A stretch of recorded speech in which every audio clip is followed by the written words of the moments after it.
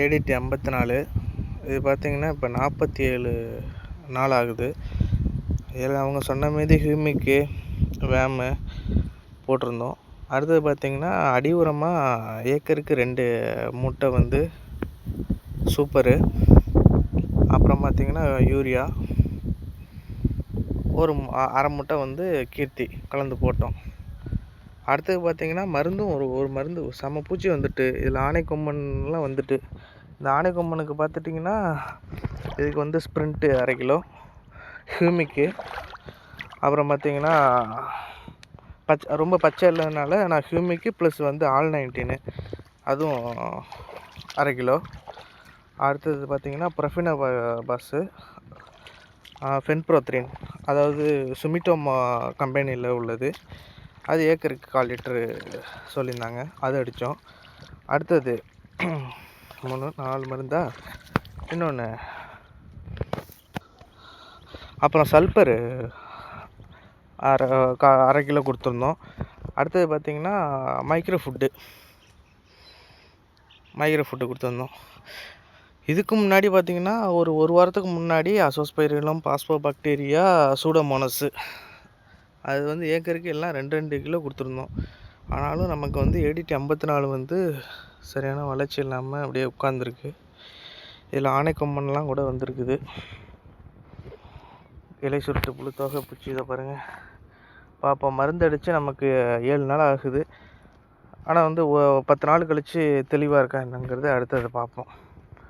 இதில் ஆனைக்கொம்பனுங்கிறது இது தாங்க, இந்த வெங்காயத்தாள் மாதிரி அப்படியே, இது வந்து போலி கதிர். இது ஜப்பானில் வந்து என்ன இதுக்கு வந்து வேர்டு உபயோகப்படுத்துகிறாங்கன்னா முட்டாள் ஆற்று அப்படின்னு. இது ஒன்றுமே இல்லை, இந்த இலையெல்லாம் இப்படி விரிவடைஞ்சிருக்குதா. ஆனால் வந்து ஆனைக்கொம்பன் அந்த இலையை மட்டும் பார்த்திங்கன்னா வெங்காயத்தாள் மாதிரி, இதை பாருங்க, வெங்காயத்தாள் மாதிரி அப்படியே இதாகிடும். இது அப்படியே பிடிச்சி இழுத்தா அப்படியே வந்துடும். இதுக்குள்ளார வந்து பூச்செல்லாம் இருக்குதுங்க. இப்போ இதை எடுத்துட்டிங்கன்னு வச்சிங்கன்னா, இப்போ இந்த நாற்றுலேருந்து ஒன்று பறிக்கணும் பாருங்கள். இதில் களையும் மிதிச்சு விட்டாச்சு. இதுக்கப்புறமா தூர் வெடிக்குதா என்னான்னு பார்ப்போம். இங்கே பாருங்கள், இந்த கதிரெலாம் எப்படி வந்திருக்கு பாருங்கள். அதுமாரி இது ஒரு சின்ன பயிர், அதிலே 2 இது பேர் போலி கதிராக வந்துக்கிட்டு இருக்குது. ஆனைக்கொம்பன் தாக்குதல் நிறையாவே இருக்குது பயிரில். அடுத்தது பாருங்கள், இந்த வேலை இருக்கா, இங்கெல்லாம் பாருங்கள். இந்த வாட்டி மழை பனி நிறையா இருக்கிறதுனால ஏகபோகமாக ஆனைக்கொம்பன் வந்து அப்புறம் களை எடுத்துருக்குறாங்கன்னாங்க. ஆனாலும் களை இருக்குது. இதை பார்த்து மிதிச்சு வச்சு விட்டு வந்துட்டுருக்கோம். களை கொல்லி போட்ட வயல் தான். என்னங்க விவசாயம், நம்மளும் என்னென்னமோ தான் அவங்க சொல்கிறாங்கன்னு பாருங்கள். ஆனைக்கொம்பன் சர மாதிரியாக தாக்கியிருக்குது. உசுரை கொடுத்து விவசாயம் பண்ணிகிட்ருக்குறாங்க.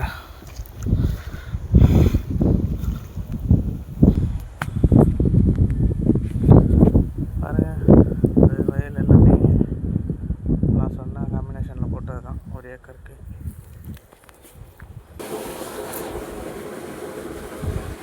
இதில் பூச்சி எப்படி இருக்குன்னு இப்போ பார்ப்போம்.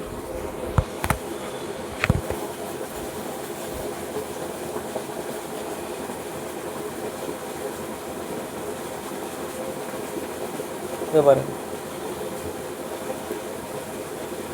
தெரியுதுங்களா,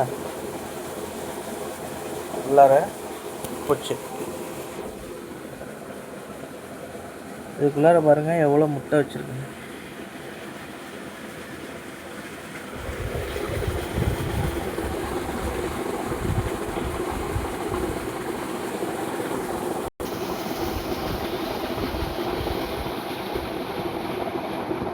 இதில் பாருங்கள் எவ்வளோ முட்டை இருக்குதுன்னு.